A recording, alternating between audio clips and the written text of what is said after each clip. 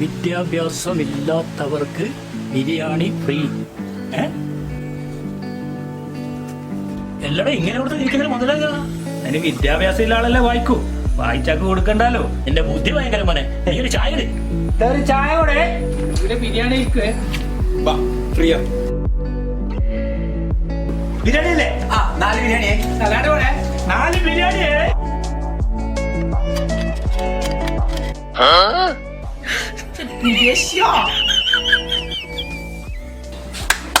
Hello, ബിരിയാണിന്റെ പൈസ കൊടുത്തു. വിദ്യാഭ്യാസം ഇല്ലാത്ത ആൾക്ക് ബിരിയാണി ഫ്രീ അല്ലേ? നിങ്ങൾ ബോർഡ് വായിച്ചിട്ടില്ലേ? അപ്പം വിദ്യാഭ്യാസം ഇല്ലേ? ഇത് ഒരു ബിരിയാണിന്റെ പൈസയല്ലേ ഉള്ളൂ?